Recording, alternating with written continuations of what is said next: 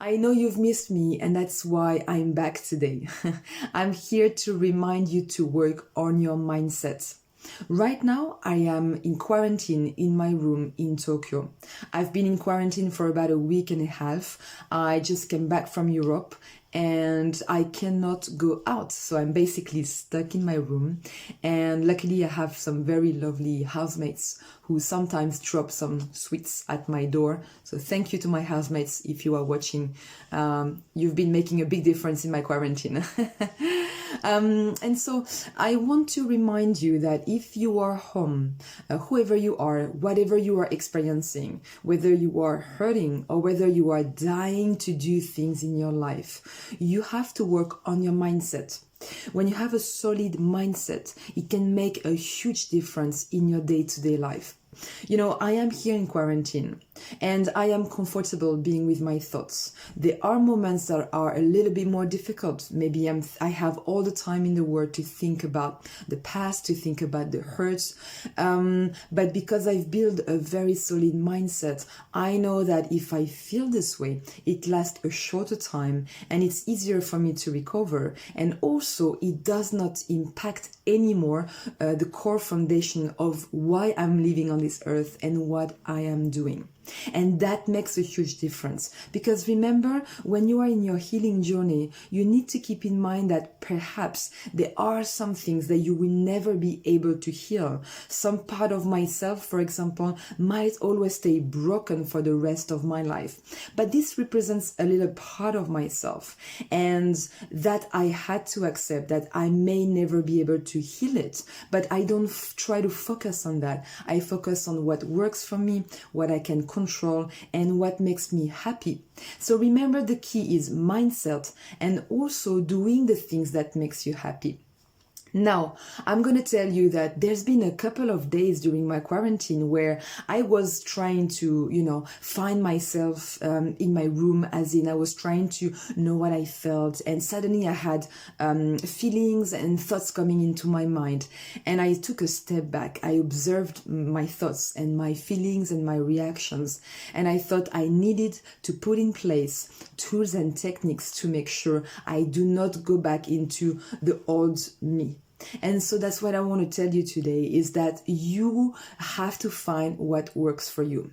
So what I did is every day I installed a routine. I created things during my day that keeps me motivated, that keeps me focused and grounded. And I can tell you, this works very, very well.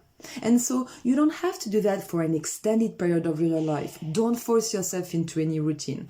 Myself, I'm just someone who likes to learn, someone who likes to explore new things, but I am also very interested in developing a mental and a physical mindset. When you are working on yourself mentally and physically, trust me, you can really keep yourself grounded. So for example, I'm actually exercising in my room. I'm doing a bit of a martial arts training just because I have an interest in that. So martial arts training requires quite a physical strength, but also mental strength and discipline. And so I'm literally exercising in my room and sweating, and it feels good. I'm also meditating. I'm really taking the time every night just to clear my thoughts. I'm listening to different type of things. So you have to choose what works for you and what you like. Don't force yourself into anything. But what I do is, after I train, after I also work, because hey, I also have to work and make a living. I sit on my bed. I put just a small light. I listen to like a sort of a traditional music, and then I close my eyes and I work on my breathing and I clear my thoughts and my mind. And let me tell you this is really making a big difference in my day-to-day life. That is something I've been doing for more than a year now, and now I'm feeling the need to do it more. And you have to adjust what you do for your mindset, for your well-being, for your mental health, for your ambitions, for your healing, whatever you're trying to achieve. Now, I am also studying different languages. That is just a challenge I set for myself. So when I feed my curiosity, when I feed my thirst of learning, then I feel better. It's not that I need to keep myself busy. It's just that it's a pleasure for me to study this. So right now I'm studying 2 languages at the same time, not because I'm crazy or maybe a little bit, but also because I couldn't choose between the 2 languages. And when I do that, it stimulates me. So what I'm trying to do, throughout this physical activity, this meditation, also studying languages, and I've also been reconnecting with a lot of old friends of mine from junior high school and from high school and from all over the world. This creates a positive feeling within myself. It stimulates me, it keeps me grounded. So you see, the key here is to achieve a sort of a mental balance, something that keeps you calm, keeps you grounded, and also keeps you going. It's not because you are stuck somewhere on the planet or in your room in quarantine like I am right now that everything has to stop. You can make the most of every situation, and that's exactly what I'm doing. I am super jet lag, literally going to bed at 5 a.m. every single day. And at first I was in my bed trying to find sleep, and sleep was not coming. And so at some point I was a little bit fed up of waiting for it.